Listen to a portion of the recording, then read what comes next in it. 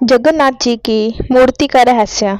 आखिर क्यों रह गए भगवान जगन्नाथ अधूरे और साथ में बलभद्र और सुभद्रा भी नहीं हुए पूरे।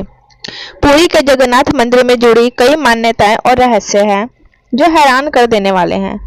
ओडिशा के पुरी में जगन्नाथ मंदिर में स्थापित भगवान जगन्नाथ, बलभद्र और सुभद्रा की मूर्तियां अधूरी हैं।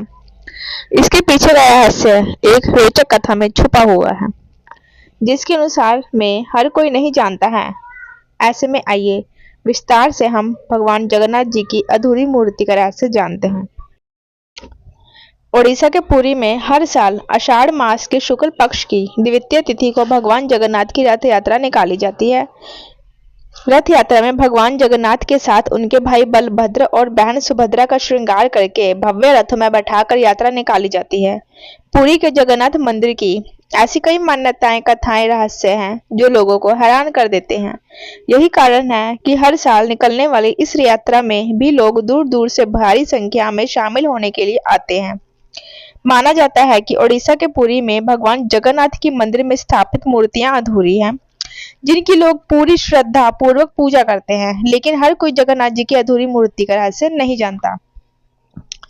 जगन्नाथ भगवान की अधूरी मूर्ति को लेकर एक कथा बताई गई है।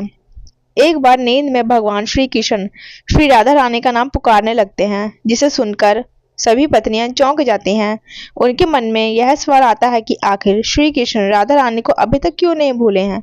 ऐसे में सभी पत्नियां माता रोहिणी के पास गई और उनसे इस बारे में प्रश्न करने लगी।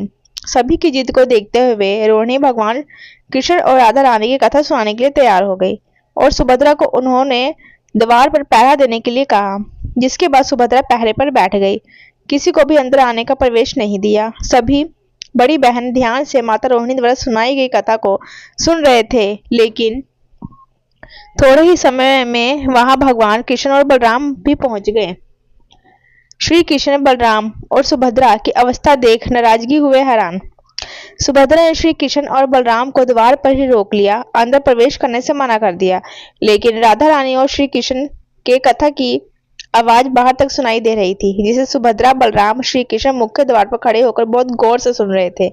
कथा को सुनते सुनते तीनों की ऐसी अवस्था हो गई कि ध्यान से देखने पर भी उनके हाथ पैर ठीक से नजर नहीं आ रहे थे। इस अवस्था में देव ऋषि नारद आ गए और वो तीनों की अवस्था को देखकर एकदम हैरान रह गए। उस समय नारद जी ने भगवान कृष्ण से कहा कि महाभाव में लीन मूर्ति के रूप में आप सामान्य लोगों को दर्शन देने के लिए भी पृथ्वी पर हमेशा विराजमान रहे। इस बात को भगवान ने स्वीकार कर लिया। विश्वकर्मा जी ने भगवान की मूर्ति बनाने के लिए रखी ऐसी शर्त। इस बात को पूरा करने के लिए कुछ समय बाद राजा इंद्रघुमन एक कारीगर से यह तीनों मूर्तियां बनाने का आग्रह करते हैं। उस समय तीनों लोग के कुशल कारीगर भगवान विश्वकर्मा एक बूढ़े व्यक्ति का रूप लेकर आते हैं और राजा से कहते हैं कि वो भगवान नील माधव, सुभद्रा, बलराम की मूर्ति बना सकते हैं, लेकिन इसके लिए उन्होंने एक शर्त माननी होगी। उन्होंने शर्त रखी कि वह 21 दिनों में मूर्ति बनाकर तैयार कर देंगे, लेकिन यह काम वो अकेले एक कमरे में करेंगे। इस बीच कोई भी कमरे का दरवाजा नहीं खोलेगा। राजा ने इस बात को स्वीकार कर लिया और फिर भगवान विश्वकर्मा दरवाजा बंद करके मूर्ति बनाने लगे। रोज कमरे से आरी, हथौड़ी, छेनी की आवाजें आती रहती। इससे लोगों को इस बात से संतुष्टि मिलती थी कि अंदर मूर्ति बन रही है। लेकिन एक दिन कमरे से आवाज आनी बंद हो गई। ऐसे में राजा परेशान हो गए और उनके मन में तरह तरह के ख्याल आने लगे। राजा को लगा कि कहीं बूढ़े व्यक्ति को कुछ हो ना गया हो। इसके बाद सभी शर्तों को भूलकर राजा ने कमरे का दरवाजा खोल दिया। उसी वक्त भगवान वहां से गायब हो गए और कमरे में 3 मूर्तियां अधूरी रह गई।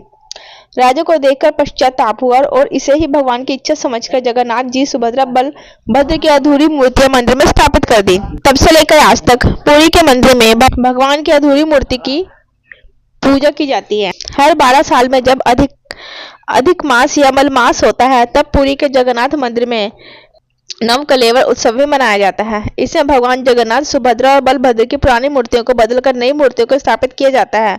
इन मूर्तियों को नीम की लकड़ी से बनाया जाता है। इस त्योहार को जगन्नाथ भगवान के शरीर त्यागने और नया शरीर धारण करने का प्रतीक माना जाता है। बोलो श्री जगन्नाथ भगवान की जय।